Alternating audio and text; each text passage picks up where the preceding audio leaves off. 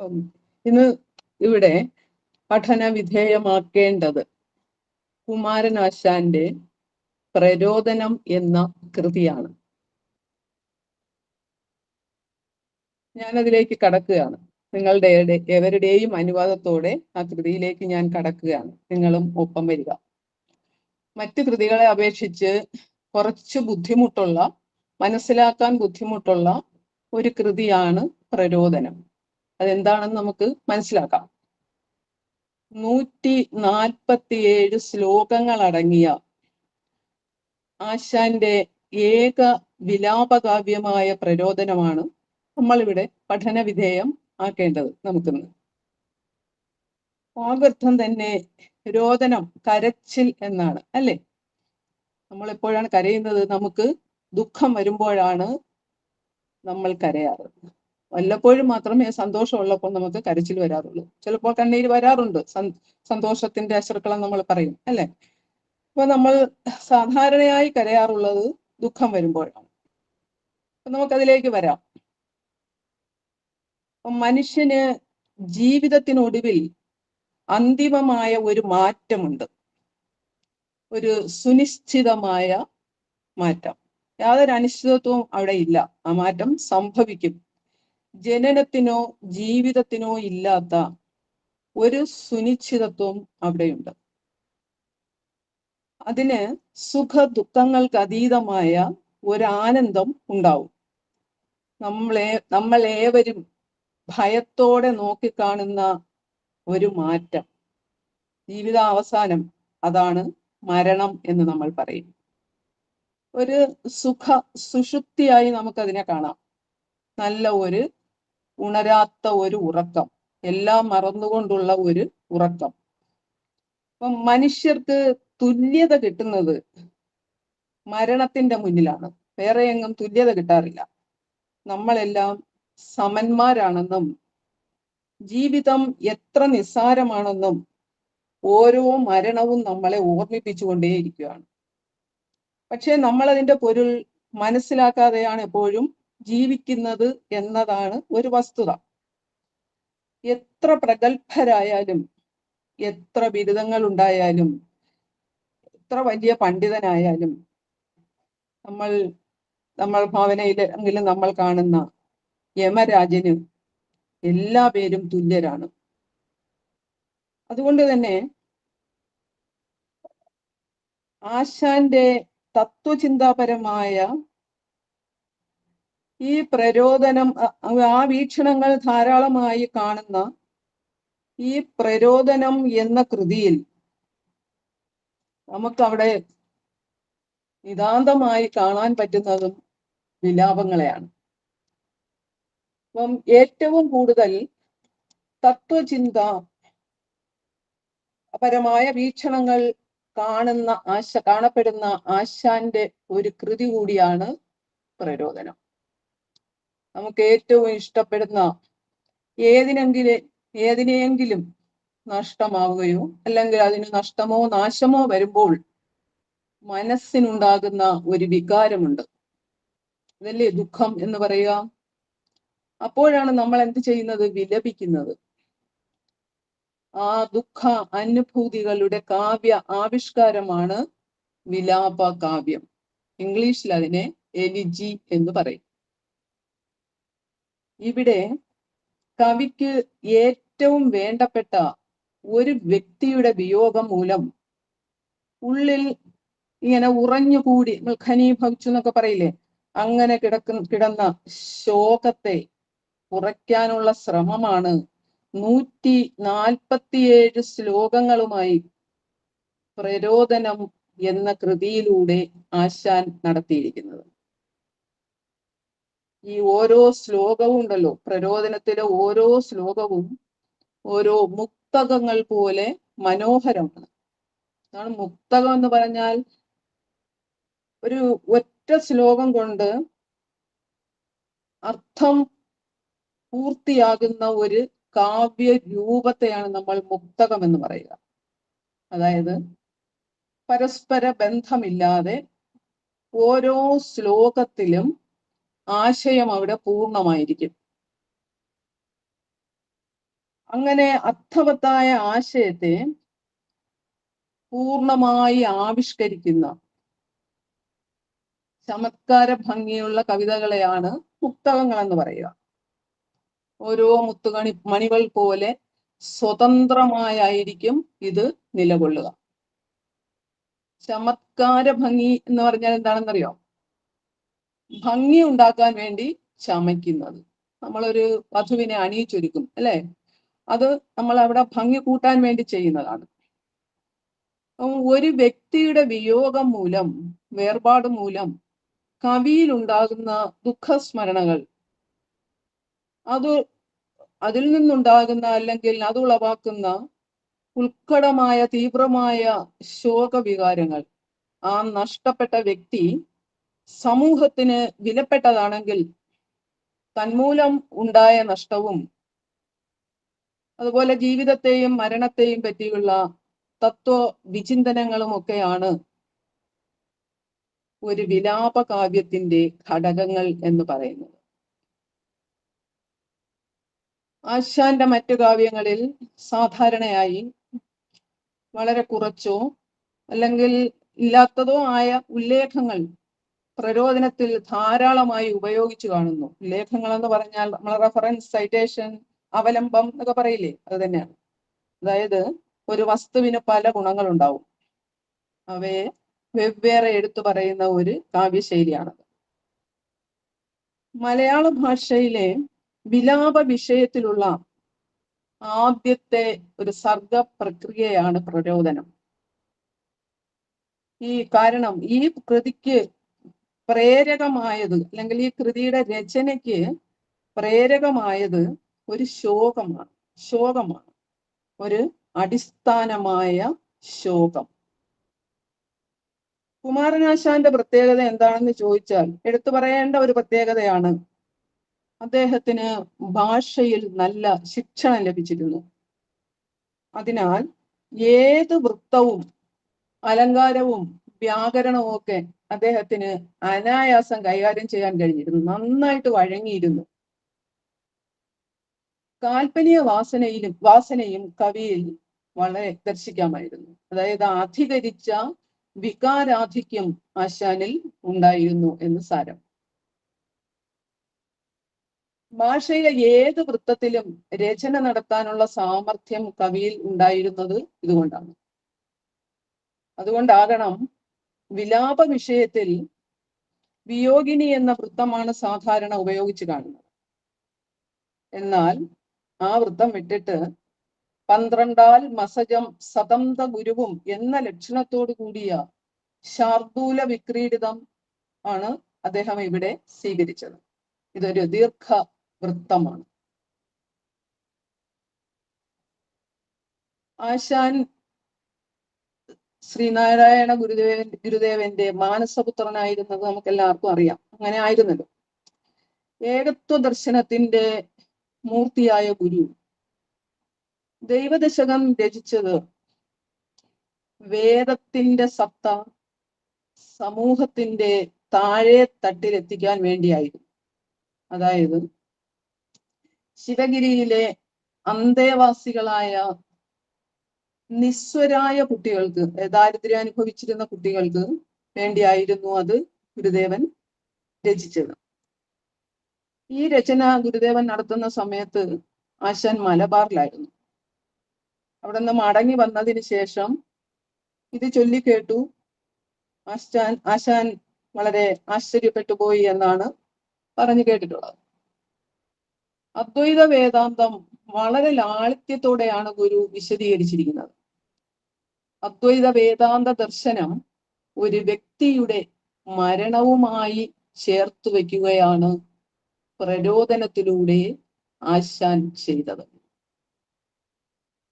ഈ കൃതി കേരളപാണിനി എന്ന വിഖ്യാതനായ AR രാജരാജവർമ്മ തിരുമേനിയുടെ സ്മാരകമായാണ് കവി രചിച്ചിരിക്കുന്നത്.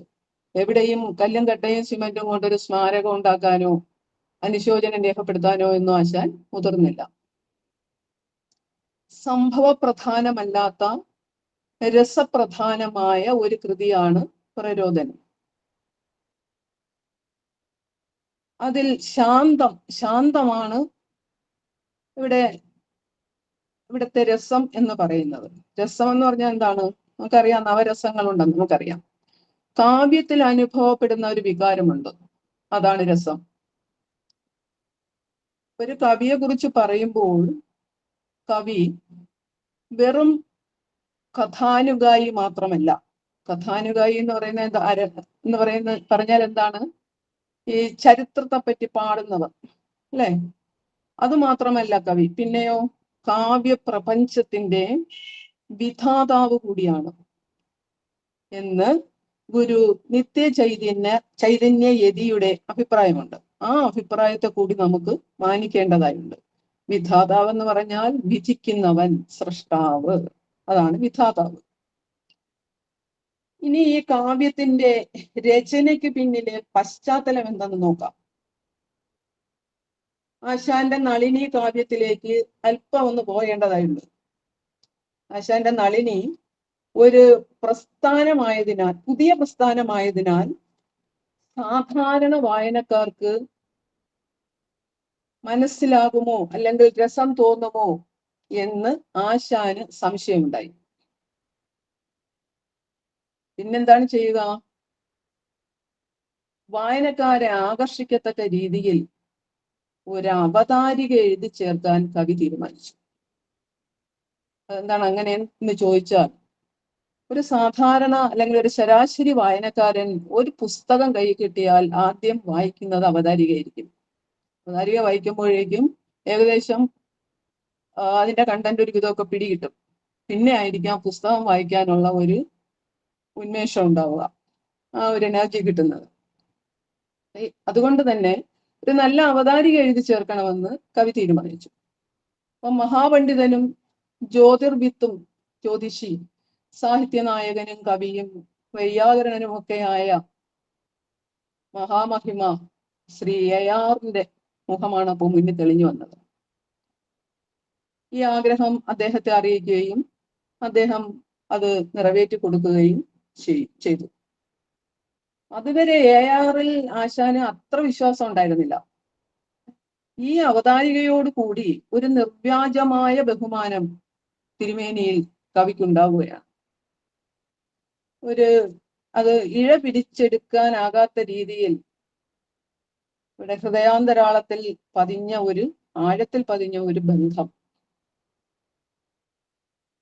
ഭാഷയ്ക്ക് അത്യാവശ്യമായിരുന്ന അനേകം ഭാഷാശാസ്ത്ര ഗ്രന്ഥങ്ങൾ നിർമ്മിച്ചു എന്നത് തിരുമേനിയുടെ വലിയ നേട്ടമായിരുന്നു. കുത്തഴിഞ്ഞ് ചിതറിക്കിടന്ന ഭാഷാ ഗദ്യത്തിന് ലാളിത്യവും സൗന്ദര്യവും പൂർണ്ണതയും പ്രദാനം ചെയ്തത് തിരുമേനിയായിരുന്നു. ഇവിടെ നമ്മുടെ കവിയും തിരുമേനിയും രണ്ടുപേരും പണ്ഡിതന്മാരാണെന്ന് നമ്മൾ ഓർക്കണം. രണ്ടുപേരും കവിശ്രേഷ്ഠന്മാരാണ്. ഗൗരവമുള്ള പല സാഹിത്യ പ്രശ്നങ്ങളിലും അവർ ഒരേ അഭിപ്രായക്കാരായിരുന്നു. അതുപോലെ കവിതയിൽ രണ്ടുപേരും പരസ്പരം മാറ്റം വരുത്തേണ്ടതിനെ കുറിച്ച് ഇരുവർക്കും ചില ആശയവും അഭിലാഷങ്ങളും ഉണ്ടായിരുന്നു. അത് അതുപോലെ തന്നെ അവർ നിറവേറ്റുകയും ചെയ്തിട്ടുണ്ട്.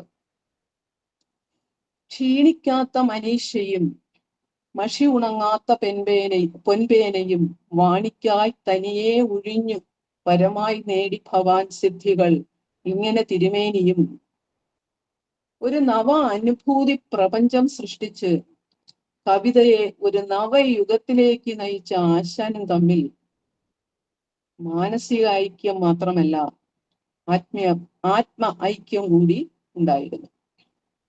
അതൊട്ടും ഭംഗി ചോരാതെ വികസിച്ച് തന്നെ അവസാനം വരെ നിന്നിരുന്നു. അതാണ് അതിന്റെ ഒരു പ്രത്യേകത. കൂടാതെ പല അസുലഭമായ, മറ്റുള്ളവർക്കില്ലാത്ത യോഗ്യതകളും രണ്ടുപേരിലും ഒന്നുപോലെ ഉണ്ടായിരുന്നതാണ്.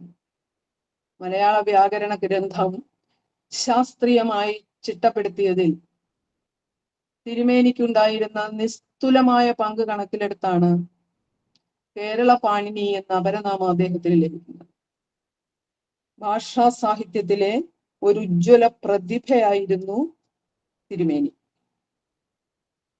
വളരെ പ്രശസ്തമായ പർപ്പ രാജവംശത്തിൽ ജനിച്ച് മലയാള ഭാഷയുടെ ഉദ്ധാരണത്തിന് വിവിധ അത്ഭുതങ്ങൾ സൃഷ്ടിച്ച കേരളപാണിനിയോട് ആശാന് ഒരു പ്രത്യേക ആഭിമുഖ്യം ഉണ്ടായിരുന്നു.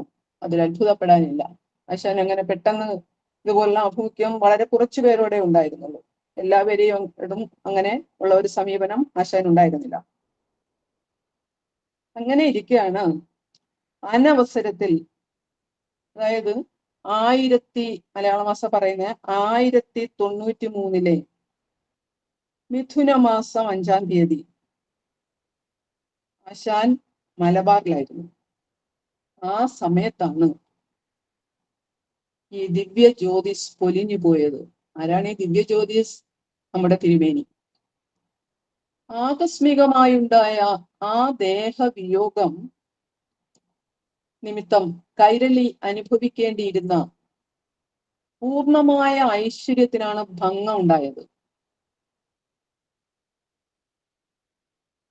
കുറെ കാലം കൂടി ജീവിച്ചിരുന്നെങ്കിൽ മലയാള ഭാഷയ്ക്ക് അതുല്യമായ ഒരുപാട് സംഭാവനകൾ തിരുമേനിയിൽ നിന്നും ലഭിക്കുമായിരുന്നു. അതാണ് ആ ദേഹവിയോഗം കൈരളിയുടെ ഐശ്വര്യ ഭംഗമാണ് നടത്തിയിരിക്കുന്നതായിട്ട് പറയുന്നത്. ഇപ്പോൾ നമ്മൾ ആലോചിക്കുമ്പോൾ ഇവര് രണ്ടുപേരും തമ്മിൽ വളരെ മറ്റൊരു സമാനത കൂടിയുണ്ട്. മരണത്തിൽ രണ്ടുപേർക്കും ജലജന്യമായ മരണമാണ് കിട്ടിയത്. തിരുമേനി ജലദോഷം ഉണ്ടായിരുന്നു. ആ ജലദോഷം വകവയ്ക്കാതെ തടാകത്തിലെ ജലം ഉയർന്നു വന്നത് കണ്ട് മുങ്ങിക്കുളിച്ച് ഉണ്ടായ ടൈഫോയിഡ് നിമിത്തമാണ് തിരുമേനി തീപ്പെട്ടത്. തീപ്പെട്ടതെന്ന് പറഞ്ഞാൽ രാജാക്കന്മാരുടെ മരണത്തിനാണ് തീപ്പെടൽ എന്ന് പറയാം. അത് മാവേലിക്കരയുള്ള കൊട്ടാരത്തിൽ വെച്ചായിരുന്നു. ആ അകാല വിയോഗം ആശാനെ ഉലച്ചത് തെല്ലൊന്നുമല്ല. ഹൃദയത്തിൽ ഏറ്റ ഒരു വമ്പൻ ആഘാതമായിരുന്നു ആശാനെ സംബന്ധിച്ചിടത്തോളം തിരുമേനിയുടെ വിയോഗം. ആശാന്റെ മരണം എല്ലാവർക്കും അറിയാം. പല്ലനയാറ്റിൽ വെച്ച്. അതെന്താണെന്ന് നമുക്ക് പൂർണ്ണമായി അറിയില്ലെങ്കിലും വെള്ളവുമായിട്ട് ബന്ധപ്പെട്ട ഒരു മരണം തന്നെ ആയിരുന്നല്ലോ. തിരുമേനിയുമായുള്ള പല ഓർമ്മകളും പല സംഭവങ്ങളും കവിയെ വല്ലാതെ അസ്വസ്ഥനാക്കി. തിരുമേനിയുടെ മരണം അല്ലെങ്കിൽ ദേഹവിയോഗം കഴിഞ്ഞപ്പോൾ പല പത്രങ്ങളും ആനുകാലികങ്ങളും അനുശോചന കുറിപ്പിന് ആശാനെ സമീപിച്ചു. ഒരു വാക്ക് പോലും ആശാൻ എഴുതാൻ കഴിഞ്ഞില്ല. ആ തോന്നലുണ്ടായില്ല. അഥവാ ആ വിതുമ്പുന്ന തൂലികയിൽ നിന്നും ഒരക്ഷരം പോലും പുറത്തേക്ക് വന്നില്ല. അതാണ് സത്യം. എന്നാൽ ഒരു വശത്ത് ആ ദുഃഖഭാരം നിമിഷം തോറും കൂടിക്കൊണ്ടേയിരുന്നു. അങ്ങനെ ഒടുവിൽ ആ മാനസിക വ്യഥ ലഘൂകരിക്കാൻ ഒരു ചരമകാവ്യം എഴുതാൻ ആശാൻ തീരുമാനിച്ചു. കാരണം അങ്ങനെ എഴുതി ആ വ്യഥയുടെ ഇന്റൻസിറ്റി അല്ലെങ്കിൽ അതിൻ്റെ ആ ഗാഠത കുറച്ചില്ല എങ്കിൽ ഒരുപക്ഷെ ആശാന് തന്നെ ആയിരിക്കും അതിൻ്റെ ബുദ്ധിമുട്ട്. ഹൃദയത്തിന് ഏൽക്കുന്ന ബുദ്ധിമുട്ടുകളൊക്കെ ഉണ്ടല്ലോ, എല്ലാവർക്കും അറിയാലോ. ടെൻഷൻ കൂടുമ്പോൾ എന്താ സംഭവിക്കുക. അങ്ങനെ രാജരാജവർമ്മയുടെ അന്യാദൃശ്യമായ വൈഭവങ്ങളെ അനുസ്മരിച്ചുകൊണ്ട് രൂപം കൊണ്ട വിലാപ കാവ്യമാണ് പ്രരോദനം. ആ ദുഃഖസത്യത്തിലേക്ക് ആശാൻ തന്റെ മുഴുവൻ ശ്രദ്ധയും പതിപ്പിച്ചാണ് ശാന്തരസത്തിൽ കാവ്യഭംഗി ചോരാതെ കാവ്യം ചമച്ചിരിക്കുന്നത്. ചമൽക്കാര ഭംഗിയോടെ ശോകരസം പടർത്തുന്ന അതിലെ ഭാഷ ഏറെക്കുറെ പ്രൗഢമാണ്. ഇത് സാധാരണക്കാരന് പൂർണ്ണമായി മനസ്സിലാക്കാനും പ്രയാസമാണ് എന്ന് കവി തന്നെ സമ്മതിക്കുന്നുണ്ട്. കാരണം കവി ഒരു ചിന്തകനാണ്. ഒരു ചിന്തകന്റെ വിലാപമാണ് കാവ്യമായി രൂപാന്തരപ്പെട്ടിരിക്കുന്നത്. നമുക്കറിയാം, കേരളപാണിനി ആണ് ഇവിടെ നഷ്ടപ്പെട്ടിരിക്കുന്നത്. അദ്ദേഹം കൈരളിക്കും കേരളീയർക്കും നൽകിയ സംഭാവനകൾ അത്രയ്ക്ക് വിലപ്പെട്ടതായിരുന്നു. ഇതേ കാരണത്താലാണ് അദ്ദേഹത്തിന്റെ ഗുണമേന്മയും ദേശീയമായി വന്നു ചേർന്ന നഷ്ടവും കവി സൂചിപ്പിക്കുന്നത്. തിരുമേനി എന്ന വലിയ പ്രഗത്ഭന്റെ വിയോഗത്തിലുള്ള വിലാപത്തിനും അതുകൊണ്ട് തന്നെ അത്ര തന്നെ ഗാംഭീര്യം ഉണ്ടാകാം, അല്ലെ? ദാർശനിക കവിയായ ആശാന്റെ അനിതര സാധാരണമായ സർഗവൈഭവം ഇതിൽ വെളിവാകുന്നുണ്ട്. ആരുടെ വേർപാടിലാണ് നോവേറ്റ് തളർന്ന മനസ്സിന്റെ ഭാരം ഇറക്കി വെക്കാൻ 147 ശ്ലോകങ്ങളിലൂടെ ഒരു യജ്ഞം കവി നടത്തിയിരിക്കുന്നത്?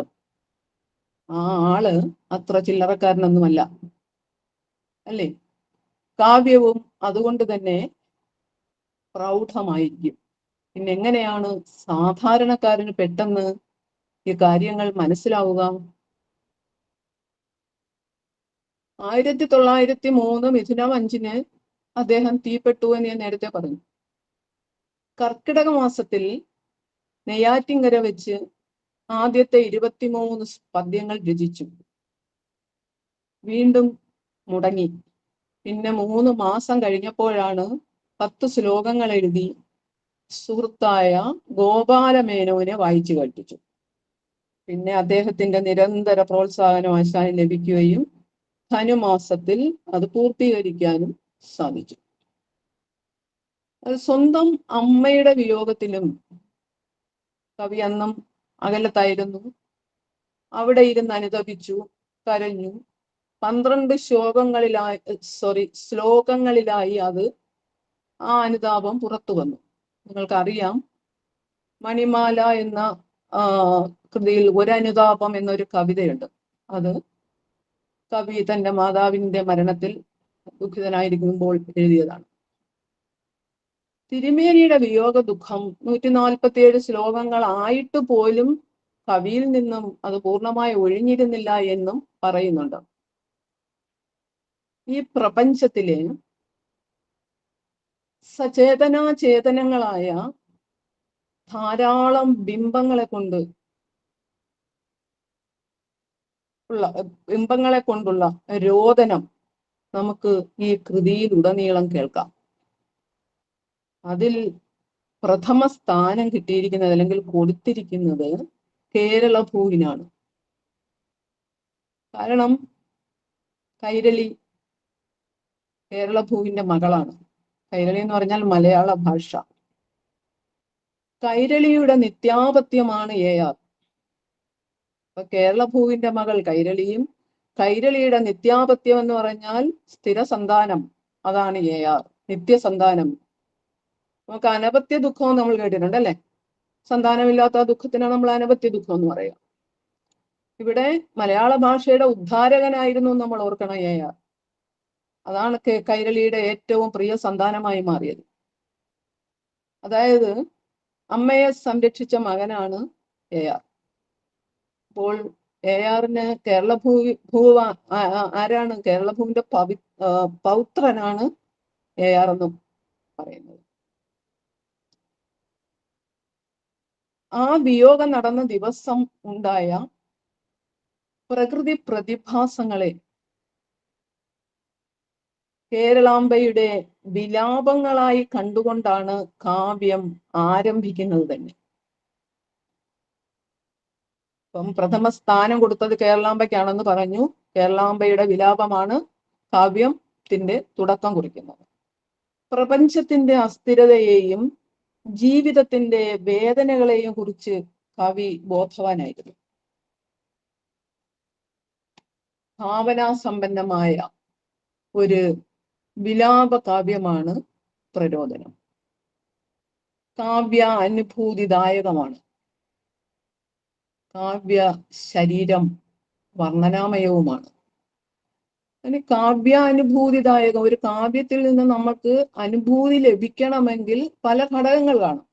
ഇപ്പം ഭാഷാ ഭംഗി, കാവ്യ ശരീരത്തിന്റെ അതിനെ ചമൽക്കാരം നടത്തിയിരിക്കുന്നത് എങ്ങനെയാണ്, അതിന്റെ രസം എങ്ങനെയാണ്, ഇങ്ങനെ പല പല ഘടകങ്ങൾ സമഞ്ജസമായിട്ട് സമ്മേളിക്കുമ്പോഴാണ് കാവ്യ അനുഭൂതി ലഭിക്കുക.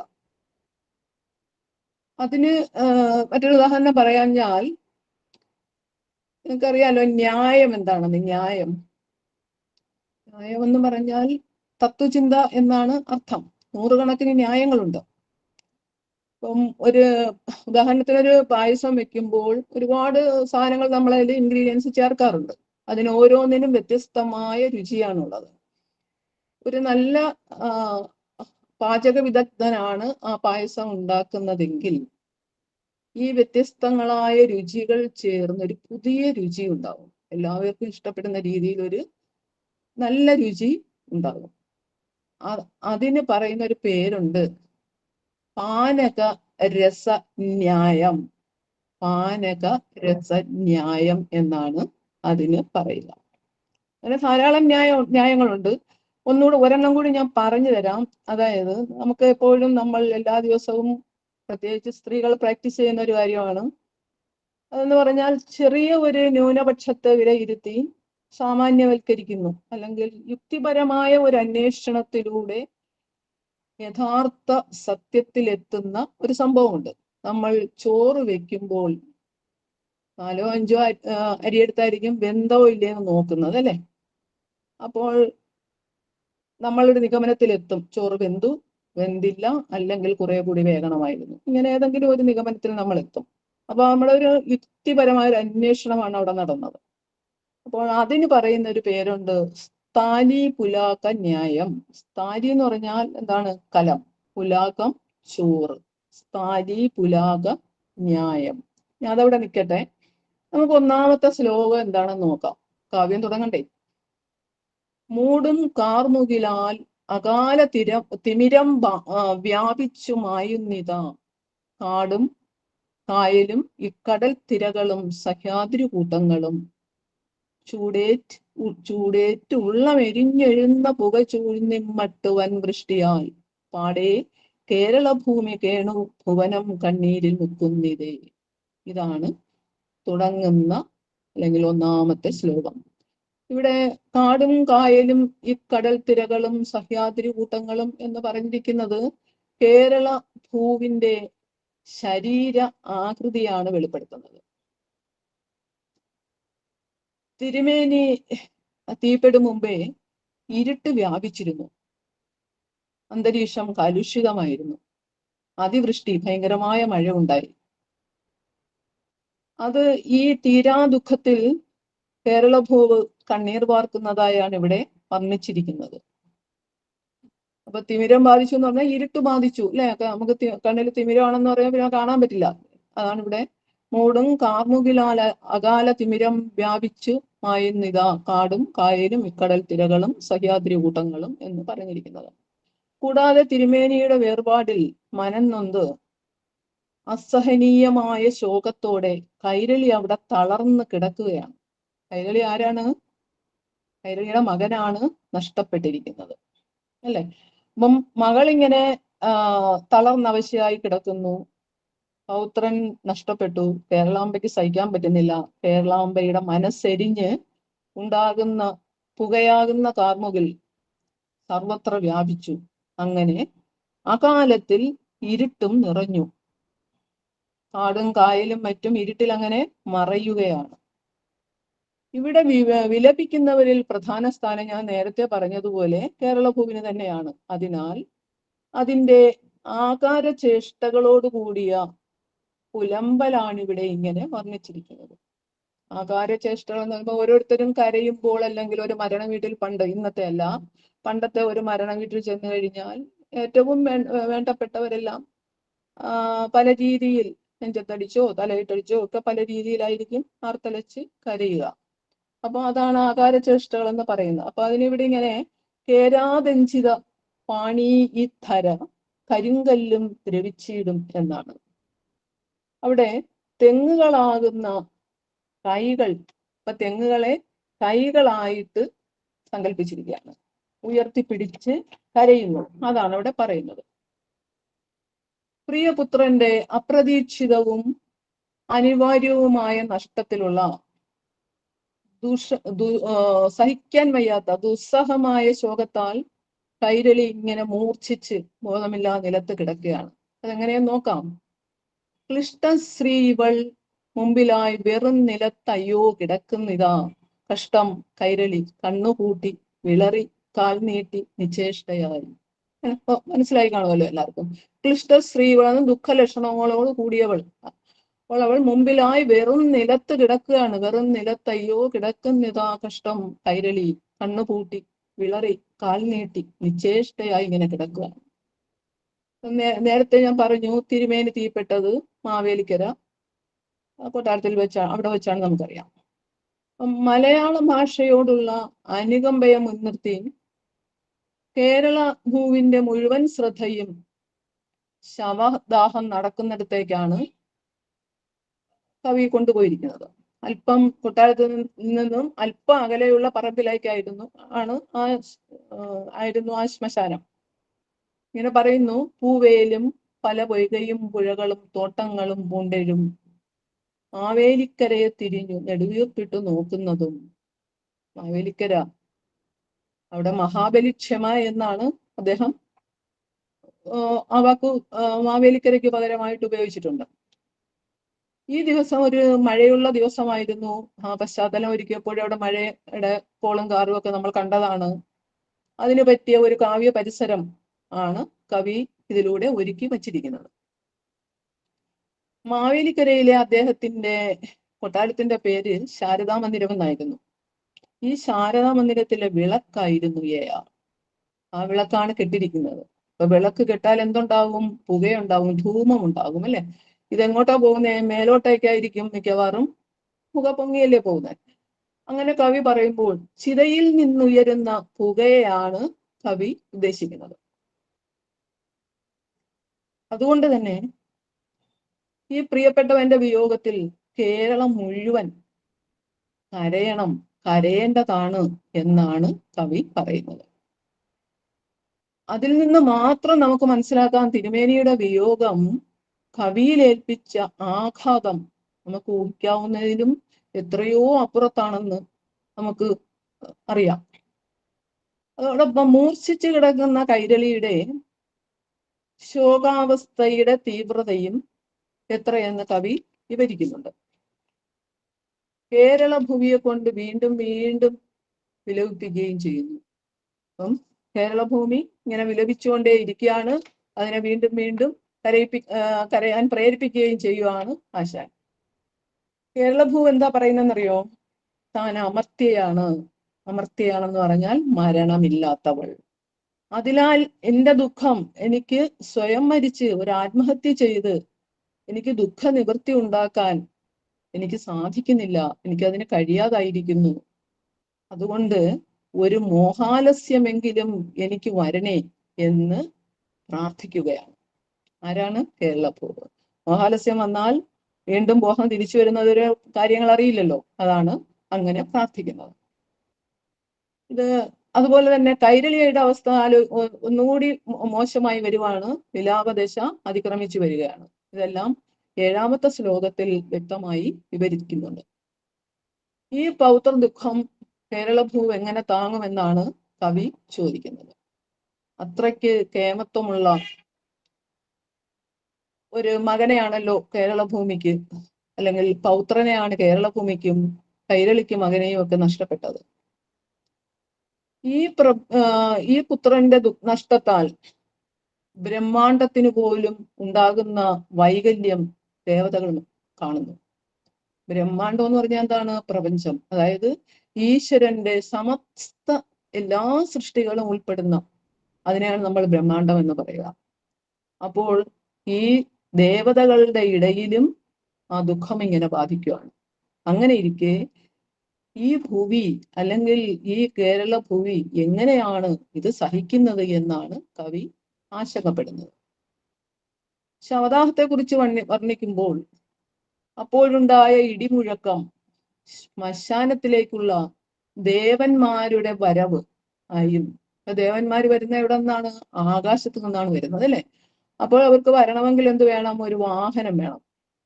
അപ്പൊ ഈ വാഹനം അവരുടെ രഥം തേരാണ് ഉപയോഗിക്കുന്നതെങ്കിൽ ആ തേര് വരുമ്പോഴൊരു ഘർഷണം ഉണ്ടാവും. അത് ഉരഞ്ഞിട്ട് ഉണ്ടാകുന്നതാണ് മിന്നൽ പിണരുകൾ എന്നാണ് കവി പറയുന്നത്. ഭൂമിക്ക് ഒരു ദുഃഖം ഉണ്ടായിരിക്കുകയാണ്. ആ സമയത്താണ് ആകാശത്തു നിന്നും അവരെത്തുന്നത്. അപ്പം ഭൂമിയും ആകാശവും തമ്മിലുള്ള ബന്ധം എന്താണെന്നറിയും. സഹോദരരാണ് അവര്.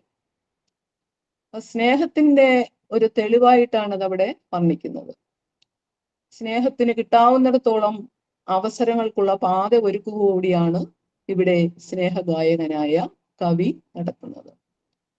അതുപോലെ തന്നെ സഹോദര സ്നേഹം മറ്റെന്തിനേക്കാളും വലുതാണല്ലോ, അതും കവി പറയുന്നുമുണ്ട്. അപ്പോൾ ഒരു ദുഃഖം വന്നപ്പോൾ സ്വന്തം സഹോദരിയെ കാണാനായിട്ട് ആകാശം അവിടെ നിന്ന് മഴ പെയ്യുന്നുണ്ട്. അത് സഹോദരിയെ ആലിംഗനം ചെയ്യുന്നതായിട്ടാണ് കവി വർണ്ണിക്കുന്നത്. വർഷകാലത്തെ ആകാശം വലിയ ദുഃഖത്തോടെ സഹോദരിയായ ഭൂമിയെ ആലിംഗനം ചെയ്ത് കരയുന്നു എന്ന സ്ഥിതിഗതികളെ വർണ്ണിച്ച് സാക്ഷ്യപ്പെടുത്തുകയാണ് കവി. രാത്രിയിൽ ചിതയിൽ നിന്ന് ഉയരുന്ന തീപ്പൊരി ചിതയിൽ നിന്ന് ഇങ്ങനെ തീപ്പൊരികൾ ഉയരുമല്ലോ, അവ ഇരുട്ടത്ത് കൂരിരുട്ടിൽ മിന്നാമിന്നി കൂട്ടങ്ങൾ പറക്കുന്നതായിട്ട് സങ്കല്പിക്കുക. അതവിടെ ആ മിന്നാമിന്നി കൂട്ടങ്ങൾ എന്താണെന്നറിയോ? അതവിടെ വന്നുകൂടുന്ന ദേവതകളാണെന്നാണ് ആശാൻ പ്രേക്ഷിച്ചിരിക്കുന്നത്. നവതാള പത്രഹരിത ഛത്രങ്ങളേന്തി ദ്രുതം വന്നെത്തുന്നിത് ദേവിമാർ സഹജമാം സാമ്യം പെടും 3 പേർ. അപ്പം സമാനതകളുള്ള 3 ദേവിമാർ വരികയാണ്. ആദ്യം പറഞ്ഞു നവതാള പത്രഹരിത ഛത്രങ്ങളേന്തി, പച്ച നിറത്തിലുള്ള ഓലക്കുടകളും പിടിച്ചാണ് ദേവിമാരുടെ വരവ്. 12ാമത്തെ ശ്ലോകത്തിൽ പറയുന്നുണ്ട്, കേരളത്തെ തിരുവിതാംകൂർ, കൊച്ചി, മലബാർ എന്ന് 3ആയി തിരിക്കുകയും അതിന് ഓരോന്നിനും ഓരോ അഭിമാന ദേവതകളുണ്ടെന്നും അവർ സഹോദരിമാരാണെന്നും അവരുടെ സാധാരണ വേഷത്തിൽ അവരൊന്നിച്ച് ശ്മശാനത്തിലേക്ക് വരുന്നതായും ഒക്കെയാണ് കവി വർണ്ണിച്ചിരിക്കുന്നത്. അപ്പൊ ആദ്യം പറയുന്നത് തിരുവിതാംകൂറിന്റെ അഭിമാന ദേവതയെ കുറിച്ചാണ്. അത് മഹാലക്ഷ്മിയായാണ് സങ്കല്പിക്കുന്നത്. കാരണം തിരുവിതാംകൂറിന്റെ അധിപൻ ആരാണ്? അനന്ത പത്മനാഭസ്വാമി ആയതുകൊണ്ട്. തിരുവിതാംകൂറിന് ഒരു രാജമുദ്രയുണ്ടല്ലോ, ശംഖ് അല്ലെ? ആ രാജമുദ്രയായ ശംഖും കൊണ്ടാണ് ദേവിയുടെ വരവ്. എന്നിട്ട് ദേവി എന്താ ചെയ്തിരിക്കുന്നേ? ഇവിടെ വന്നിട്ട് ആ ശംഖ് കൊണ്ട് മുഖം മറച്ചു നിന്ന് കരയുന്നതായിട്ടാണ് കവി വർണ്ണിച്ചിരിക്കുന്നത്. അപ്പൊ നമ്മളെല്ലാവരും കരയുമ്പം എന്തെങ്കിലും ഒരു കർച്ചീഫെങ്കിലും എടുത്ത് നമ്മൾ കണ്ണ് ഇങ്ങനെ അടച്ചു വെക്കാറൊക്കെ അല്ലെ? അതുപോലെ ദേവി ശംഖ് വെച്ചാണ് മറച്ചു വെച്ചിരിക്കുന്നത്. അപ്പൊ കവി വർണ്ണിക്കുന്നത് എങ്ങനെയാണ്? നഷ്ടപ്പെട്ടൊരു ബന്ധു രത്നം ഇതുപോൽ സുരീന്ദ്രരിൽ ലൂഴിയിൽ കഷ്ടം ആ പ്രിയ വഞ്ചിലക്ഷ്മി മിഴിനീർ മാർക്കാൻ മടിക്കേണ്ട എന്ന് കവി കൂടി പറയുകയാണ്. അപ്പൊ സുരീന്ദ്രർ എന്ന് പറഞ്ഞാൽ എന്താണ്? പണ്ഡിത ശ്രേഷ്ഠൻ. അപ്പൊ ഈ നഷ്ടപ്പെട്ട ഈ ബന്ധുവിനെ പോലെ നമ്മുടെ ഭൂമിയിൽ മറ്റൊരു പണ്ഡിത ശ്രേഷ്ഠനില്ല. അതുകൊണ്ട് പ്രിയപ്പെട്ട വഞ്ചിലക്ഷ്മി ദേവി മിഴിനീർ വാർക്കാൻ മടിക്കേണ്ട, ധൈര്യമായിട്ട് കരഞ്ഞോളൂ, നിങ്ങൾ മടി കൂടാതെ നിങ്ങൾ കരയുക എന്നാണ് കവി പറയുന്നത്. 2ാമത്തെ ഊഴം കൊച്ചി ദേവതയുടെയാണ്. അപ്പം കൊടിക്കൂറയിൽ സിംഹത്തിന്റെ പടം അല്ലെങ്കിൽ സിംഹാങ്കിതമാണ് കൊടിക്കൂറ. പിന്നെ 3ാമത്തെ ആള് പല്ലക്കും വിളക്കുമായിട്ടാണ് മലബാറിന്റെ അഭിമാന ദേവതയുടെ വരവ്. ഈ 3 സഹോദരിമാരും ഒരു പണ്ടേ പിരിഞ്ഞവരാണ്. കാരണം അറിയാലോ, രാജ്യഭരണ സംബന്ധമായിട്ട് രാജ്യം വിഭജിക്കപ്പെട്ടതാണ് അതിന്റെ പിന്നിലുള്ള കാര്യം. എങ്കിലും നിത്യാപത്യം ഇവർക്ക് കൈരളി ഒരാൾ കഷ്ടം തദീയാത്മജൻ എന്ന് പറഞ്ഞാൽ എന്താണ്? അവർക്ക് സ്ഥിരമായൊരു സന്താനമേ ഉള്ളൂ. മരുമക്കത്തായ സമ്പ്രദായം അനുസരിച്ച് 3 ശാഖയ്ക്കും കൂടി ഈ തദീയാത്മജൻ, അതായത് നമ്മുടെ ഈ തിരുമേനി മാത്രമേ ഒരു സന്താനമായിട്ടുള്ളൂ. അത് കഥാപുരുഷനാണ്, നമ്മുടെ കഥാപുരുഷനെയാണ് അത് പറയുന്നത്. കൈരളി പുത്രനായും അതുപോലെ തന്നെ ഇവര് മൂന്നുപേരും തമ്മിലുള്ള അടുപ്പത്തെ നിലനിർത്തുന്ന ഏക പുരുഷനായും വർണ്ണിച്ചിട്ട് ആ പുത്ര നഷ്ടം എത്ര വലുതാണെന്നാണ് പറയുന്നത്. നോക്കൂ, കൂവിയിടുന്നു കുറുക്കനും നിലവിളിച്ചിടുന്നു പേകങ്ങളും ചീവീടും കരയുന്നു കൂമനും ഇതാ. എന്ന് പറഞ്ഞാൽ എന്താണ്? ഇവിടെ ആരാണ് കൂവുന്ന? കുറുക്കൻ. അതുപോലെ ഭേദങ്ങൾ, മാക്രികൾ ഇങ്ങനെ നിലവിളിക്കുകയാണ്, ചീവീടുകൾ കരയുന്നുണ്ട്, മൂങ്ങകൾ, അവരും മൂങ്ങയുടെ ശബ്ദം അറിയാലോ. ഇതെല്ലാം ഒരു ഭയാനകമായ ഒരു അന്തരീക്ഷമാണ് അവിടെ ഉള്ളത്. കൂടാതെ ഇവര് ഈ കുലദേവതമാർ ഇങ്ങനെ ഇവരിൽ കുലദേവതമാർ പ്രവേശിച്ച്, ആരിലാണ്? കുറുക്കൻ, ഭേഗം, ചീവീട്, കൂമൻ, ഇവരിൽ പ്രവേശിച്ചിട്ട് അവര് കരയുകയാണെന്നാണ് പറയുന്നത്. കൂടാതെ ആ രാത്രിയെ കൊണ്ടുകൂടി ഉച്ചത്തിൽ കരയിപ്പിക്കുകയാണ് ആശാൻ. നിശതാൻ രോധിക്കുമാർ ഉഗ്രമായി, നിശയും ഉഗ്രമായിട്ട് കരയുകയാണ്. അനന്തപുരത്തെ രാജാക്കന്മാരിൽ തീപ്പെട്ടുപോയ രാജരാജവർമ്മ മൂത്ത കോയി തമ്പുരാൻ, കേരളവർമ്മ വലിയ കോയി തമ്പുരാൻ, അവരുടെ ഭാഗിനേയൻ സഹോദരി പുത്രൻ AR, ഇവര് കേരളവാഹടൻ എന്നും കേരള കാളിദാസൻ എന്നും കേരള വാണിനി എന്നും യഥാക്രമം ഇവരെ അറിയപ്പെടുന്നു. ഇവർ ലോകത്തിന് ഉപകരിക്കത്തക്ക രീതിയിൽ ഉപകാരാർത്ഥം ജന്മം കൊണ്ടവരാണെന്നും അതുകൊണ്ട് ഇവരുടെ നഷ്ടം കുലദേവതമാർക്ക്, കേരള ഭൂമിക്കും കുലദേവതമാർക്കും സഹിക്കാൻ പറ്റുന്നില്ല എന്നും കവി വർണ്ണിച്ചിട്ടുണ്ട്. ARന് കൂടുതൽ ശ്രേഷ്ഠത കൽപ്പിക്കുകയും ആ വിയോഗം കുലദേവത സ്വന്തം അധപ്പതനമായി സംശയിക്കുകയാണ്, അങ്ങനെയും വർണ്ണിക്കുന്നുണ്ട്. ഈ ശവസംസ്കാരം കൃത്യം നടന്ന രാത്രി തമ്പുരാട്ടിയും മക്കളും ആ സമയത്ത് മാളികയുടെ മുകളിൽ 2ാമത്തെ നിലയിലാണ് ARനെ കിടത്തിയിരുന്നത്.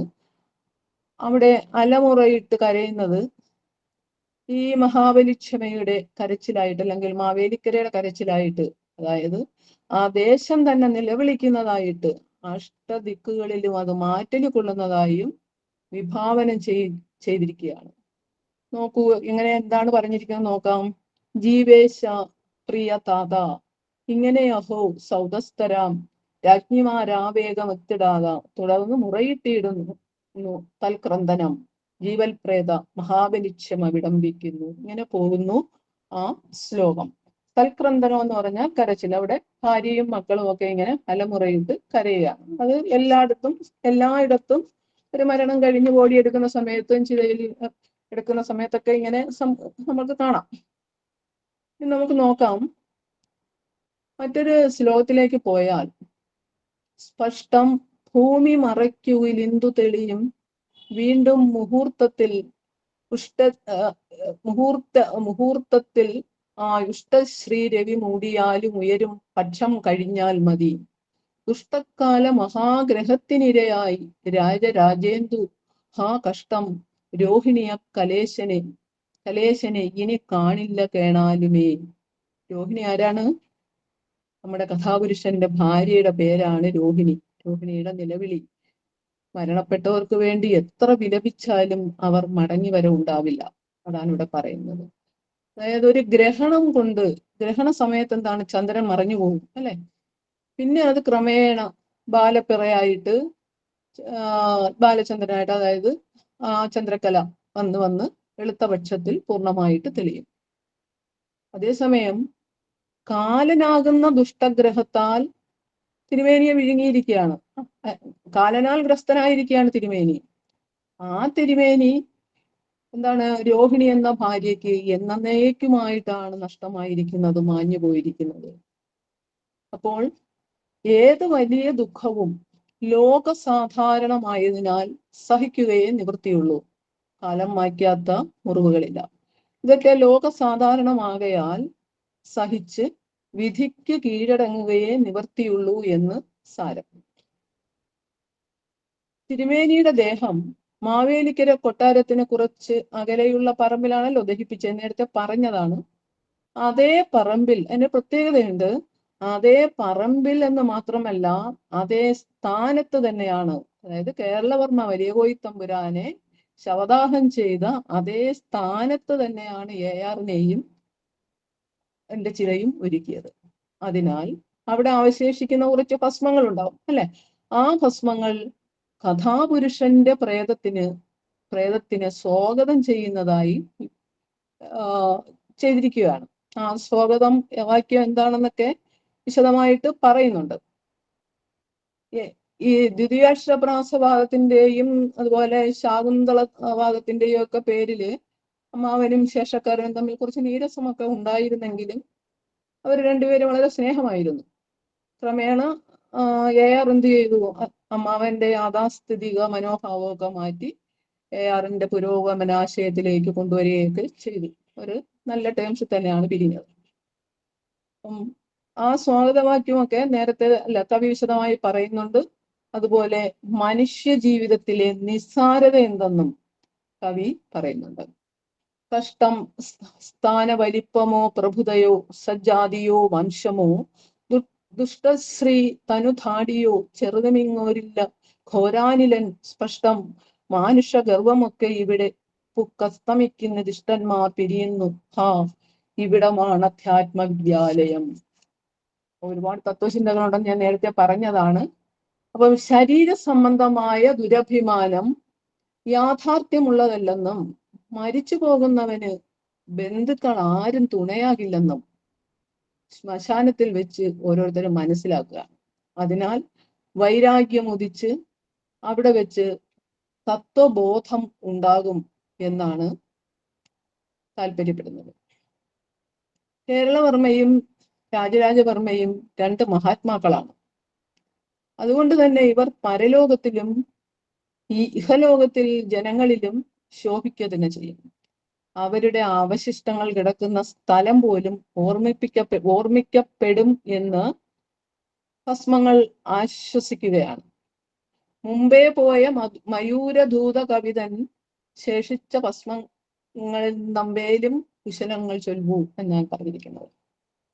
പിന്നീട് ചിത കത്തി തുടങ്ങുന്നതും ആളി കത്തുന്നതും പൊങ്ങി വരുന്ന അഗ്നിജ്വാലകളെ പാതാളത്തിലുള്ള ഭൂതങ്ങൾ ശവം രുചി നോക്കാൻ നീട്ടുന്ന നാക്കുകളായുമൊക്കെ കവി ഉൽപ്രേക്ഷിച്ചിരിക്കുകയാണ്.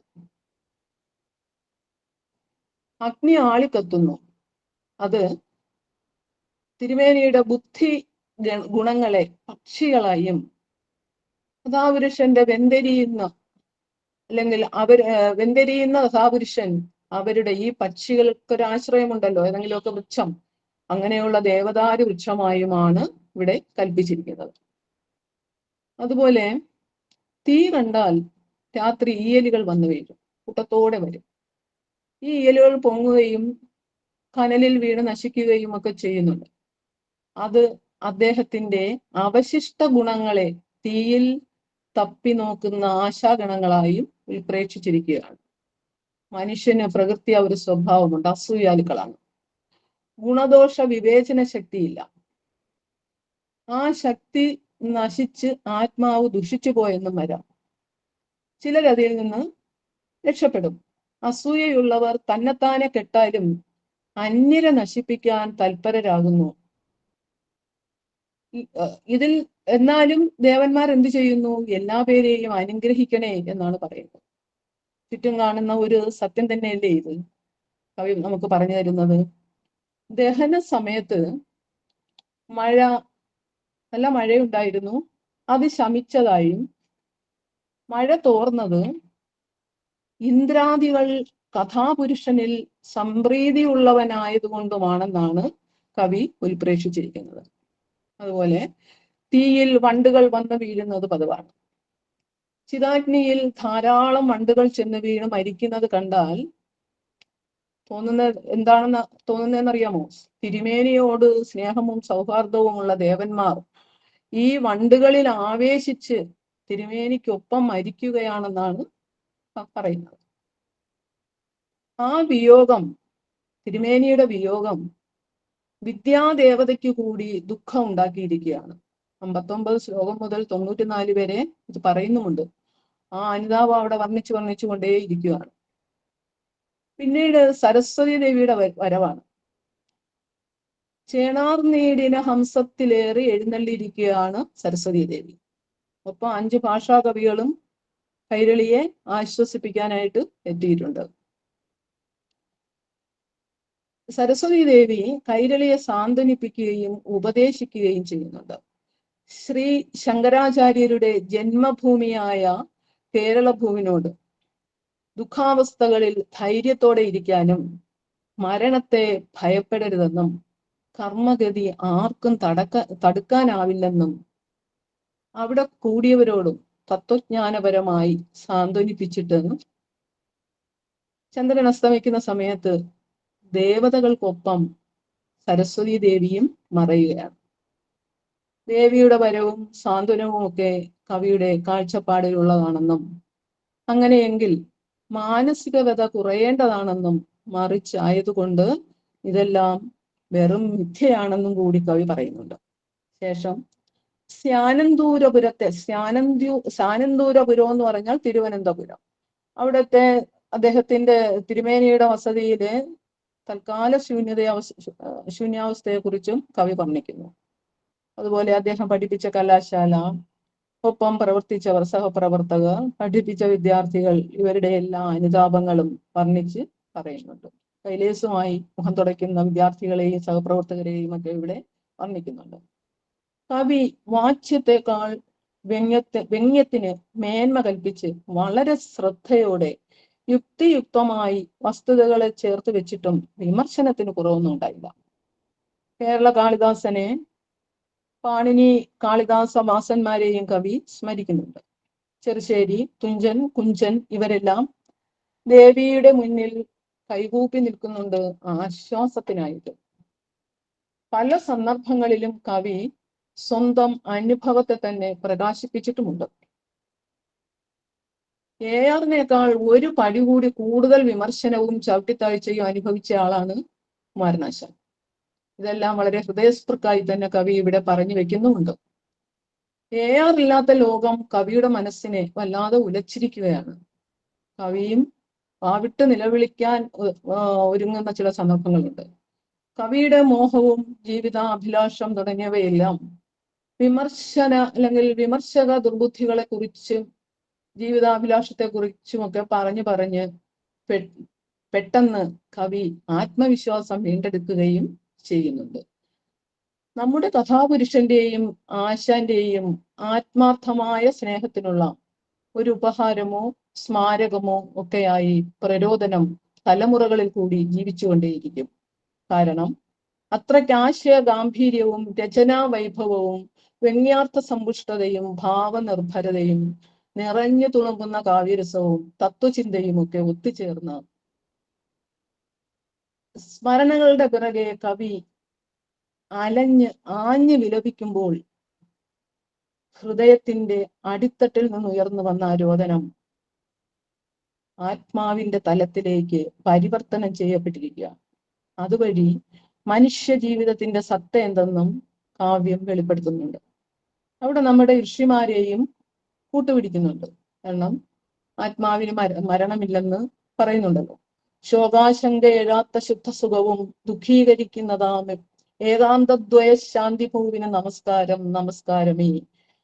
മനുഷ്യരുടെ ആത്യന്തിക ലക്ഷ്യമായ ശാന്തിയെ വർണ്ണിച്ചും നമസ്കരിച്ചും കൊണ്ട് കവി കാവ്യം ഉപസംഹരിക്കുകയാണ്. ആണ് പ്രരോദനം. വളരെ വിശാലമായതാണ്. എല്ലാ ശ്ലോകങ്ങളിലൂടെ നമുക്ക് സമയം കുറവുകൊണ്ട് കടന്നു പോകാൻ ടച്ച് ചെയ്യാൻ പോലും പറ്റിയിട്ടില്ല. ഇനി നിങ്ങൾ ഇത് വായിക്കാത്തവരുണ്ടെങ്കിൽ വായിച്ചു നോക്കുക. ആദ്യം വഴങ്ങിയില്ലെങ്കിലും പിന്നെ വഴങ്ങും. അതൊരു നല്ല അനുഭവമായിരിക്കും. അതുപോലെ ഇവിടെ ഇത് അവതരിപ്പിക്കാൻ ഒരു പ്ലാറ്റ്ഫോം തന്ന ഇതിന്റെ എല്ലാ സംഘാടകർക്കും പാദങ്ങളുടെ പേരിലും എൻ്റെ പേരിലും എൻ്റെ നന്ദി അറിയിക്കുകയാണ്.